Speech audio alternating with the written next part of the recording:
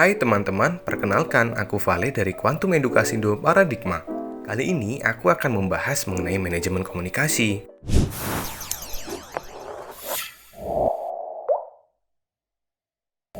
Sebelumnya ada satu takeaway ini, berusaha mengerti dulu baru dimengerti. Maksudnya adalah, dalam berkomunikasi, kita perlu untuk mengerti apa yang dibicarakan oleh lawan bicara kita dengan cara mendengarkan lawan bicara kita. Berbicara tentang mendengarkan, ternyata ada tingkatannya loh. Tingkatan pertama adalah mengabaikan. Tingkatan ini, kita sebagai pendengar hanya mengabaikan apa yang lawan bicara kita coba sampaikan. Tingkatan kedua adalah berpura-pura. Nah, tingkatan ini, kita berpura-pura mendengarkan tapi kita tidak mengerti apa yang dimaksud dan disampaikan. Tingkatan ketiga adalah secara selektif. Maksudnya adalah, kita memilah mana yang penting bagi kita dan mana yang tidak penting. Tingkatan keempat adalah penuh perhatian, yang mana kita memberikan perhatian penuh kepada lawan bicara kita sehingga kita bisa memahami apa yang dibicarakan. Tingkatan kelima adalah secara empatik. Kita mendengarkan dan memberikan rasa empati kita terhadap lawan bicara kita. Mendengarkan ini merupakan respon, dan ternyata respon ini dibagi menjadi dua tipe lagi loh. Respon pertama adalah respon autobiografik, yaitu kita cenderung menyaring apa yang kita dengarkan melalui saringan masa lalu kita, sehingga kita menasihati atau memberikan nasihat, saran, solusi kepada lawan bicara kita. Kita menyelidiki dengan memberikan pertanyaan dari kacamata kita. Kita menafsirkan seperti menebak-nebak, menjelaskan motif atau perilaku berdasarkan pengalaman kita, atau kita menilai dengan cara menyetujui atau tidak mengenai apa yang dibicarakan.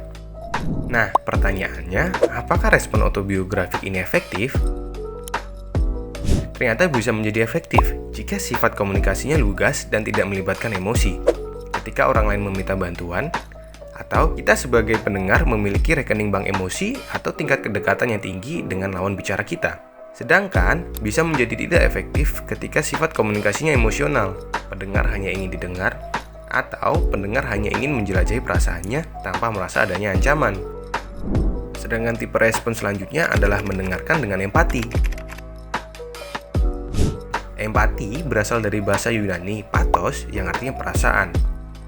Maksudnya adalah kita mendengarkan dengan perasaan, sehingga kita bisa memahami apa yang dirasakan oleh lawan bicara kita, apa yang dibutuhkannya, bagaimana dia bisa melihat atau memandang sesuatu, dan apa yang sedang dikomunikasikannya kepada kita.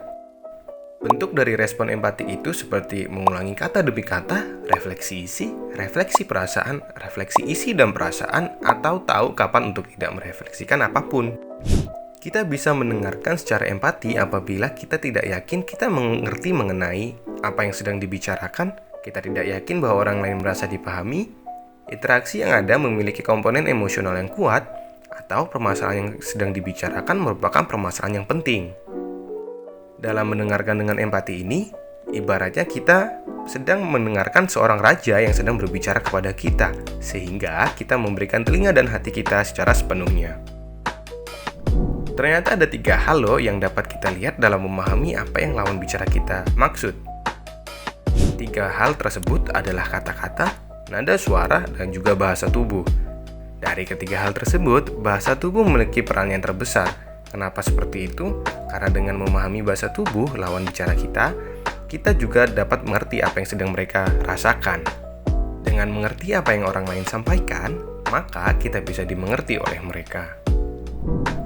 Buat kamu yang ingin mengenal lebih dalam mengenai manajemen komunikasi dan manajemen diri lainnya, Quantum Edukasi Indo Paradigma menyediakan pelatihannya loh.